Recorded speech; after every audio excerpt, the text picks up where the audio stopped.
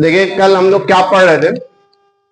हम लोगों ने कल लिनार्ड का एक्सपेरिमेंट पढ़ा था। उनकी 3 स्टडी थी, है ना, जिसमें हम लोगों ने 2 स्टडी पढ़ ली थी।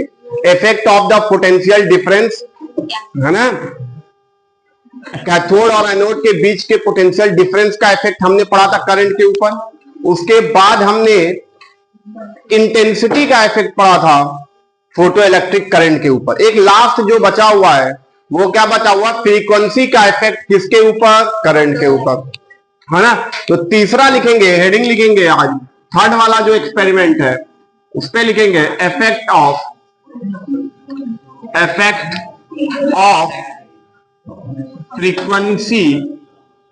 Frequency of light, effect of frequency of light on photo electric current, on photo electric current, है ना। बस ठीक, इतना भी लिख सकते हैं। या ये आपकी हेडिंग है, effect of frequency of light on photo electric current, है ना। फोटो इलेक्ट्रिक करंट में क्या होगा समझिएगा। वो एक्सपेरिमेंट सब कुछ आपको मैंने बनाया था, डायग्राम वगैरह सब कुछ क्लियर होना चाहिए। जो डायग्राम है मैंने आपको बताया था कल, अगर हम लोग इंटेंसिटी बढ़ाएंगे तो क्या बढ़ रहा था, number of electrons emitted from the cathode, है ना। अगर हम लोग इंटेंसिटी बढ़ाएंगे तो number of electrons emitted from the cathode वो बढ़ रहा था, तो इसलिए करंट बढ़ रही थी। लेकिन जो इलेक्ट्रॉन निकल रहा था उसकी एनर्जी नहीं बढ़ रही, इसलिए स्टॉपिंग पोटेंशियल सेम था। समझ में आ रही बात। अब आज हम लोग फ्रीक्वेंसी की बात करेंगे। अब जो लाइट मेटल पे इंसिडेंट कर रही है, उस लाइट की अगर हम लोग फ्रीक्वेंसी को इंक्रीज करेंगे, जो लाइट मेटल पे इंसिडेंट कर रही है उसकी अगर हम लोग फ्रीक्वेंसी को इंक्रीज करेंगे तो ये देखा गया कि जो इलेक्ट्रॉन वहां से निकल रहा है उसकी एनर्जी बढ़ रही है भाई। Number of electrons emitted from the cathode वो नहीं बढ़ रहे हैं, वो क्या है, वो सेम है। वो कब बढ़ रहे थे, जब इंटेंसिटी को बढ़ाया जा रहा था, जब लाइट की इंटेंसिटी बढ़ाया जा रहा था तब number of electrons emitted from the cathode increase हो रहा था। लेकिन जब फ्रीक्वेंसी को बढ़ाया गया तो number of electrons emitted from the cathode constant है, वो सेम, वो इंक्रीज नहीं हो रहा है। इसका मतलब फोटो इलेक्ट्रिक करंट फ्रीक्वेंसी पे डिपेंड नहीं करेगी, यानी फोटो इलेक्ट्रिक करंट फ्रीक्वेंसी पे क्या होगी, कांस्टेंट होगी, एक कांस्टेंट ग्राफ बनेगा। समझ में आ रही बात। तो आप ये बताएंगे कि photo electric current does not depend on the frequency of the light. लेकिन मेरे भाई, लेकिन आप समझिएगा बात को, अगर हम लोग फ्रीक्वेंसी बढ़ा रहे हैं तो जो इलेक्ट्रॉन वहां से निकल रहे हैं उनकी एनर्जी बढ़ रही है। अब वो ज्यादा एनर्जी के साथ जा रहे हैं, उनके पास ज्यादा काइनेटिक एनर्जी होगी, तो उसको रोकने के लिए ज्यादा स्टॉपिंग पोटेंशियल देना पड़ेगा। स्टॉपिंग पोटेंशियल का काम क्या, उसको रोकना ना, जो इलेक्ट्रॉन जा रहे थे उसको रोकना, वही तो स्टॉपिंग पोटेंशियल का काम है। तो अगर हम लोग फ्रीक्वेंसी बढ़ा रहे हैं तो उनकी एनर्जी बढ़ रही है, और जब एनर्जी बढ़ेगी तो आपको स्टॉपिंग पोटेंशियल भी क्या होगा, बढ़ेगा। समझ में आ गई बात, क्लियर हुआ इतना। तो देखिए इसका ग्राफ जो मैं आपको बता दूं, जो ग्राफ अगर मैं बनाऊं,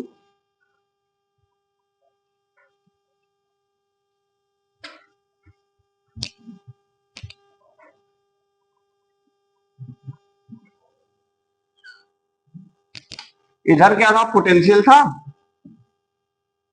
पोटेंशियल ऑफ एनोड प्लेट का था। इधर मान लीजिए निगेटिव पोटेंशियल है, यहां पर 0 है ना। इधर आपकी क्या थी, फोटो इलेक्ट्रिक करंट था। पहले वही मेन वाला ग्राफ बनाएंगे इन दोनों के बीच। तो देखिएगा यहां से पहले ये तो ग्राफ बना, ये किसी एक इंटेंसिटी पे, ये आपको जो मिला, ये क्या मिला, ये सैचुरेशन करंट मिला। लेकिन मेरे भाई जब फ्रीक्वेंसी बढ़ाई गई, है ना, ये स्टॉपिंग पोटेंशियल था, फ्रीक्वेंसी अगर बढ़ाई गई तो स्टॉपिंग पोटेंशियल क्या हो गया, बढ़ गया। लेकिन सैचुरेशन करंट, समझ में आ रही बात।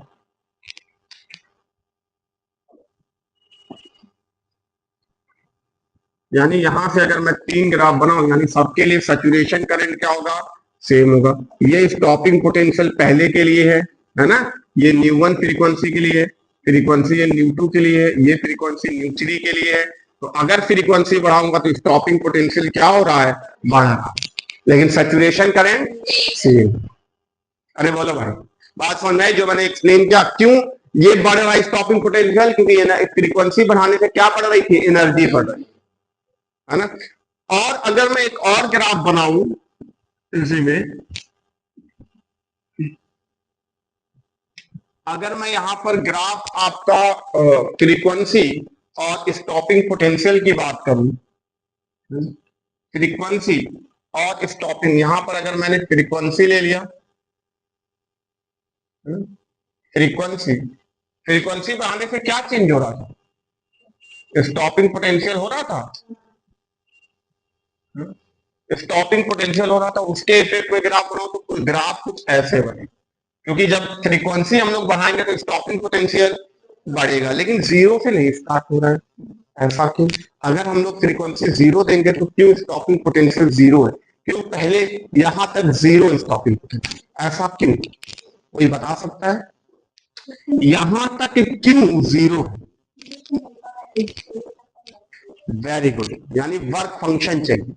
यानी कि पहले उसको ये इतनी फ्रीक्वेंसी, पहले आप फ्रीक्वेंसी बढ़ाएंगे तो इलेक्ट्रॉन निकलेगा ही नहीं, कब तक? जब तक कि उसके वर्क फंक्शन के इक्वल ना एनर्जी, और तब तक इलेक्ट्रॉन निकलेगा नहीं। तो रोक, जब निकला ही नहीं तो रोकेंगे कहां से? तो स्टॉपिंग पोटेंशियल तो जीरो ही रहेगा वहां तक। लेकिन जब वर्क फंक्शन के इक्वल हो जाएगा, जब वर्क फंक्शन फ्रीक्वेंसी हम लोग इतनी दें कि उसकी एनर्जी वर्क फंक्शन के इक्वल हो जाए, तब इलेक्ट्रॉन निकलेगा। यहां से इलेक्ट्रॉन जब निकलेगा तो फ्रीक्वेंसी बढ़ाएंगे तो और इलेक्ट्रॉन की एनर्जी होगी, इलेक्ट्रॉन की एनर्जी बढ़ेगी तो स्टॉपिंग पोटेंशियल भी आपको बढ़ाना पड़ेगा। इस फ्रीक्वेंसी को हम लोग बोलते हैं थ्रेशोल्ड फ्रीक्वेंसी, इसको न्यू नॉट से रिप्रेजेंट। ये वी नॉट है, ये स्टॉपिंग पोटेंशियल, ये न्यू नॉट है। न्यू नॉट मतलब फ्रीक्वेंसी, ये इसको बोलते हैं हम लोग थ्रेशोल्ड फ्रीक्वेंसी, यानी वो फ्रीक्वेंसी जहां जिस फ्रीक्वेंसी के बाद इलेक्ट्रॉन निकलेगा, इसके पहले इलेक्ट्रॉन नहीं। बोलो भाई, बात समझ में आई है? दोनों ग्राफ समझ में आया? फ्रीक्वेंसी बढ़ाने से स्टॉपिंग पोटेंशियल बढ़ेगा, लेकिन एक फ्रीक्वेंसी के बाद, और उस फ्रीक्वेंसी को हम लोग क्या बोलेंगे? Threshold frequency. ये दोनों ग्राफ समझ में आया? ठीक है, हेडिंग लिखेंगे, Einstein explanation, Einstein explanation of photo electric effect, photo electric effect. ठीक, हेडिंग। तो ये आइंस्टाइन ने क्या एक्सप्लेन किया? आइंस्टाइन ने सबसे पहले तो ये बात एक्सप्लेन की, सबसे पहला जो उन्होंने पॉइंट बताया वो प्लैंक्स की क्वांटम थ्योरी से लिया। प्लैंक्स एक साइंटिस्ट थे, उन्होंने कॉन्सेप्ट बताए, थ्योरी अपनी बताई कि इलेक्ट्रॉन, सॉरी, जो लाइट से निकल रहे हैं पार्टिकल, अभी तक क्या प्रूफ, ये मतलब एक्सपेरिमेंट से हमको क्या देखने को मिला कि एक्सपेरिमेंट में हमको देखने को मिला कि इलेक्ट्रॉन निकल रहे हैं, जब उस पर लाइट क्या हो रही है? इंसिडेंट कर रही है। इसका मतलब उन्होंने गेस किया कि लाइट के पास भी क्या होती है? पार्टिकल होता है ना। ये गेस किया कि लाइट के पास भी क्या होता है? पार्टिकल होता है। अब आइंस्टाइन प्लैंक्स ने ये बताया कि ये लाइट से निकल रहे हैं जो पार्टिकल हैं, वो एक छोटे छोटे बंडल ऑफ एनर्जी में निकलते हैं, है ना, एक पैकेट ऑफ एनर्जी में निकलते हैं, और उस पैकेट ऑफ एनर्जी को ही फोटोन बोलते हैं, वही लाइट का पार्टिकल होता है। यानी लाइट के पार्टिकल को, एक पार्टिकल को हम बोलेंगे वन फोटोन। लाइट के पार्टिकल का क्या नाम दिया गया? फोटोन। न्यूटन ने लाइट के पार्टिकल को क्या नाम दिया था न्यूटन थ्योरी में? कॉर्पसल। वेरी गुड, कॉर्पसल दिया था, उसका कॉर्पसल थ्योरी थी, वेव थ्योरी ऑफ लाइट ना। वो उतना नहीं पूछा जाएगा, लेकिन ये बहुत इंपॉर्टेंट है कि प्लैंक्स ने उस पार्टिकल का क्या नाम दिया? फोटोन। और फोटोन किसको उन्होंने बोला? पैकेट ऑफ एनर्जी को। जो लाइट से पैकेट ऑफ एनर्जी निकल रही है, जो लाइट से एनर्जी निकल रही है, बंडल ऑफ एनर्जी, जो पैकेट ऑफ एनर्जी निकल रही है, तो एक एनर्जी को, एक एनर्जी के पैकेट को उन्होंने क्या बोला? One photon. और एक फोटोन की एनर्जी उन्होंने बताया कि अगर उस फोटोन की, जो लाइट की फ्रीक्वेंसी अगर न्यू है, लाइट की फ्रीक्वेंसी अगर हमने न्यू लिया, तो उस फोटोन की एनर्जी जो होगी, उस एक फोटोन की एनर्जी जो होगी कितनी होगी, एच न्यू। और क्या बोला, जो एनर्जी होगी वो न्यू फ्रीक्वेंसी के डायरेक्टली प्रोपोर्शनल होगी। जितनी ज्यादा लाइट की फ्रीक्वेंसी उतनी ज्यादा एनर्जी। कांस्टेंट ऑफ प्रोपोर्शनलिटी हटा तो एक आपका क्या आ गया, पहले हम लोग ऐसे भी लिख सकते हैं कि एनर्जी जो है फ्रीक्वेंसी के डायरेक्टली प्रोपोर्शनल, ये हटा तो एच न्यू आई, या इसको हम लोग एच को क्या बोलते हैं, वेयर एच जो है वो आपका क्या है, प्लैंक कांस्टेंट। इसकी वैल्यू शायद मैंने बताया आपको 6.62 इंटू 10 की पावर -34। अभी तो इसमें यूनिट भी बतानी है, बताइए इन्हें यूनिट बताइए। हाँ क्या होगा चलिए बताइए। नहीं इलेक्ट्रॉन वोल्ट में नहीं, इसकी एच की यूनिट बताइए, बताइए जरा। जूल,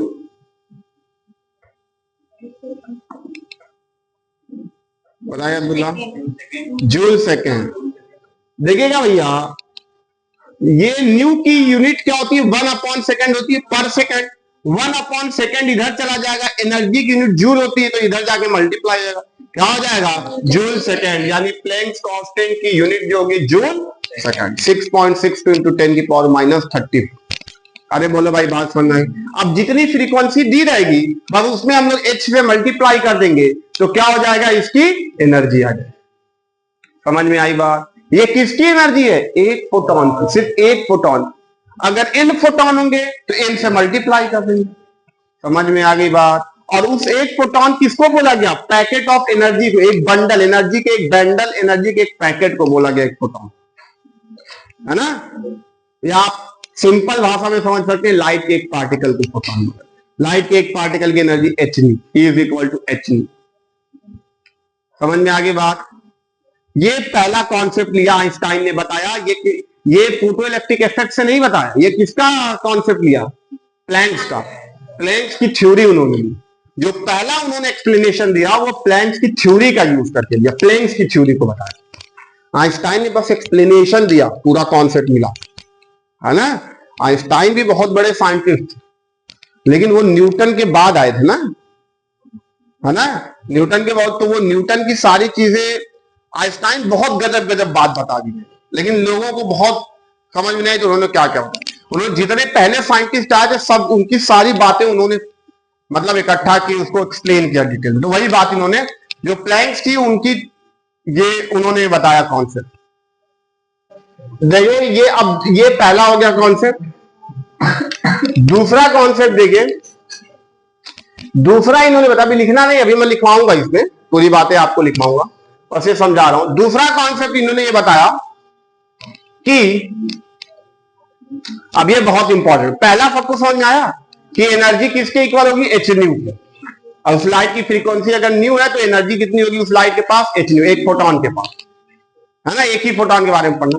अब वो लाइट जो आ रही है एच न्यू, बहुत इंपॉर्टेंट बात, इस चैप्टर की जान बहुत इंपॉर्टेंट, वहां से जो लाइट आ रही है वो इस मेटल सरफेस पे इंसिडेंट करेगी, और कितनी एनर्जी के साथ आ रही है लाइट, एच न्यू। अगर फ्रीक्वेंसी न्यू है तो एच न्यू होगा। मान लीजिए एक फोटोन आ रहा है, वो एक फोटोन आकर इस पे इंसिडेंट किया, ये उन्होंने बात मानी कि एक फोटोन जो होगा एक इलेक्ट्रॉन को निकालेगा, ये भी उन्होंने पहले कंसिडर किया। जो एक फोटोन होगा वो सिर्फ एक इलेक्ट्रॉन को बाहर निकालेगा, है ना। तो एक फोटोन आ रहा है कितनी एनर्जी के साथ, एच न्यू। एक फोटोन, मान लीजिए मेटल का सरफेस है, यहां मैं बना दे रहा हूं, ये मान लीजिए मेटल का सरफेस है, इसके सरफेस पे इलेक्ट्रॉन थे, इलेक्ट्रॉन को हमको बाहर निकालना है, क्या करेंगे, यहां से क्या करेंगे, एक लाइट को इंसिडेंट कराएंगे, है ना। एक लाइट यहां से आ रही है और कितनी एनर्जी के साथ आ रही है, एच न्यू। ये लाइट यहां से एच न्यू के साथ आएगी, इसको देगी। ये पहले क्या करेगा, ये पहले अपने वर्क फंक्शन को ओवरकम करेगा, यानी ये जिसका जितना खर्चा था घर वालों को, पहले वो अपने घर वालों को देगा जितना इसमें से कुछ एनर्जी होगी। फिर बाकी बची एनर्जी क्या करेगा? ये लेके उड़ जाएगा। बहुत बढ़िया थी। अरे बोलो भाई, आपका खर्चा जो चल रहा है वो 5 रुपए में चल रहा है ना? आपके घर वाले आपको डेली 5 रुपए दे रहे हैं, जिसमें आप एक दिन में खर्चा कर रहे हैं। तो अब कोई लाइट आ रही है, वो 10 जूल या मतलब 10 रुपए के साथ आ रही है, तो आपको 5 रुपए ये इलेक्ट्रॉन को देगा। तो इलेक्ट्रॉन पहले 5 रुपए वाले घर वाले के मुंह पे मारेगा, लो अपना 5 रुपए, है ना? पहले वो वर्क फंक्शन को ओवरकम करेगा, बाकी अब उसके पास 5 रुपए एक्स्ट्रा है। अब क्या करेगा? उस 5 रुपए को लेकर ये इलेक्ट्रॉन जो है क्या कर जाएगा? निकल जाएगा। आ रही बात समझ में? यानी मूव करने लगेगा, उसके पास एक एनर्जी मिलेगी। अब वो जो मूव कर रहा है, जो वहां से मूव कर रहा है, जो एनोड प्लेट से यहां पर आगे कैथोड प्लेट से एनोड प्लेट पे जो मूव कर रहा है, वो एक्स्ट्रा जो एनर्जी मिल रही थी उसी की वजह से मूव कर रहा है। बोलो मेरे भाई, बात समझ में आई? यानी कि अगर मैं एच न्यू एनर्जी दे रहा हूं, बात समझिएगा, बहुत इंपॉर्टेंट बात, ये जो एच न्यू एनर्जी मैं दे रहा हूं, लाइट की एच न्यू एनर्जी, ये पहले कहां पर खर्च होगी? मेटल सरफेस के वर्क फंक्शन में। अब जो बाकी एनर्जी बची वो इसको क्या करेगी? इलेक्ट्रॉन को मूव कराएगी आगे की तरफ, उस सर्किट में मूव कराएगी। तो बाकी बची एनर्जी किसमें खर्च होगी? मैक्सिमम काइनेटिक एनर्जी में। समझ में आ रही बात? उसकी मैक्सिमम काइनेटिक एनर्जी में खर्च करेगी, यानी उसको मूव कराएगी। यानी अगर वो वर्क फंक्शन मान लीजिए उस मेटल सरफेस का 2 जूल है और वो 10 जूल एनर्जी के साथ आ रहा है, तो पहले वो फोटोन जो है 2 जूल उस मेटल सरफेस को देगा, लो 2 जूल और 8 जूल में मुझे इलेक्ट्रॉन दो, सॉरी 2 जूल लो और मुझको इलेक्ट्रॉन दो। बाकी जो 8 जूल बचेगी वो क्या करेगा? उसको मूव करा देगा, इलेक्ट्रॉन को आगे की तरफ मूव कराएगा, उसको काइनेटिक एनर्जी दे देगा। बोलो भाई, बात समझ में आई है?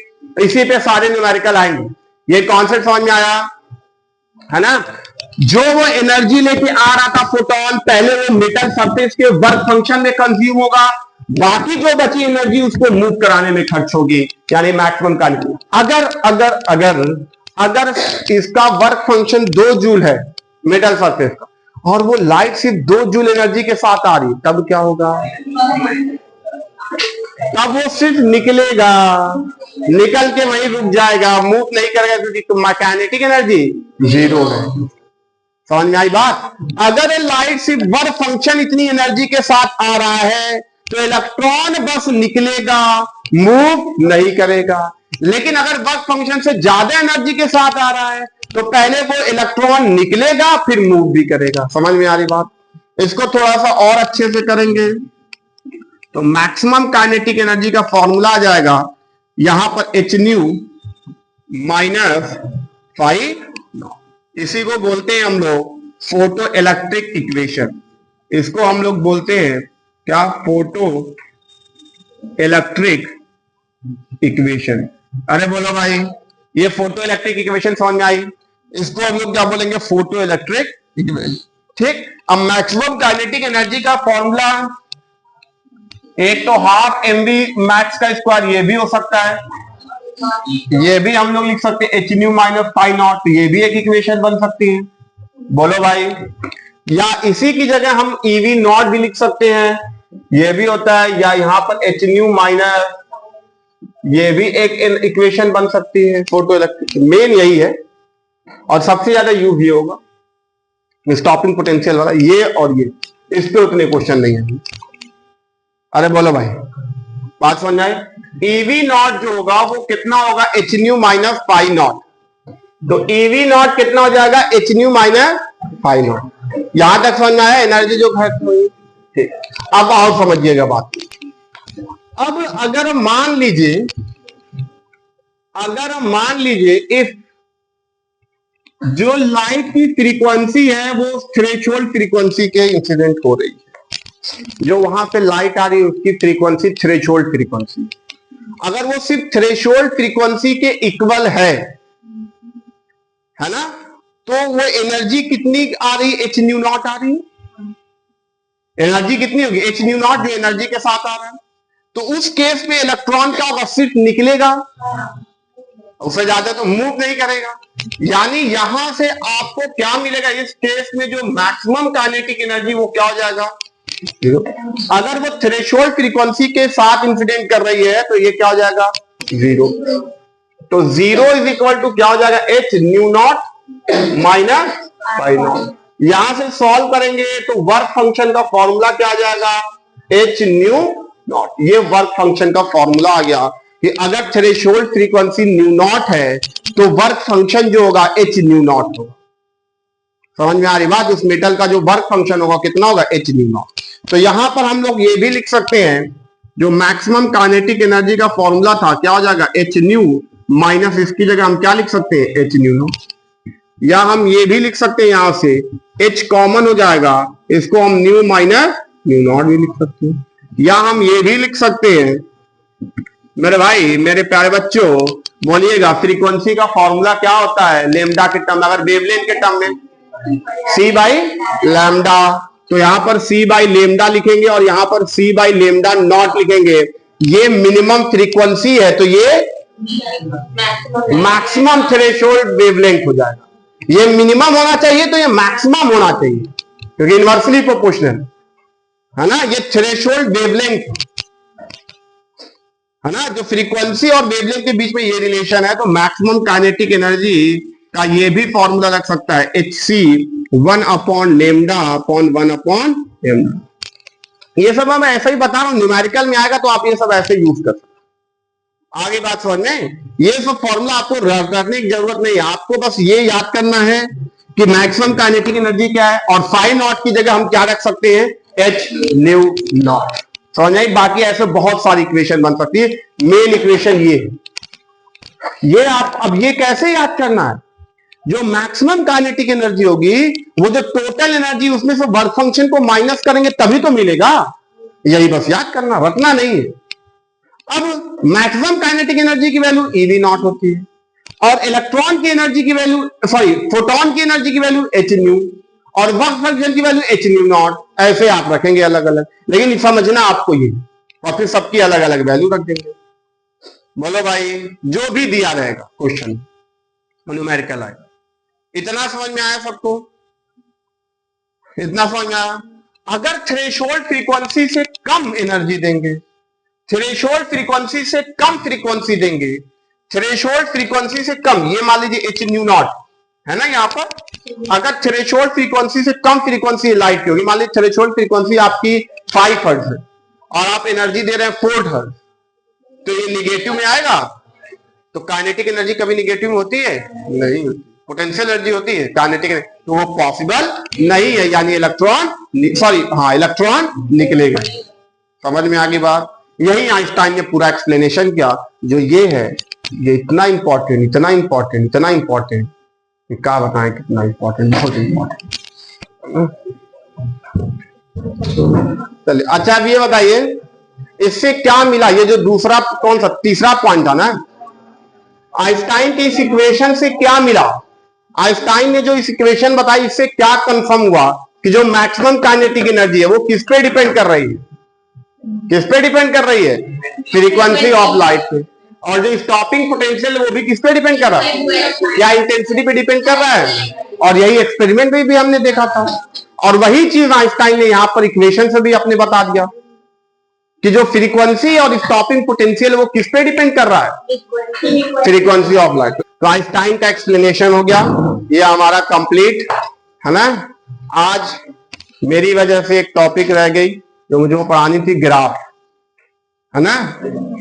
ठीक है, बाकी चीजें हम लोग कल करेंगे, तो ज्यादा नहीं 2 से 3 दिन, 3 दिन में 2 दिन हुआ ना अभी चैप्टर, 3 दिन और चैप्टर खत्म। 5 दिन में बोला था 5 दिन में खत्म होगा, अगर ये आधा घंटा नहीं लैग हुआ था तो हो सकता था कि 4.5 दिन में खत्म। ठीक है, थैंक यू, जाइए, कोई होमवर्क नहीं, बस रिवाइज करके आइएगा।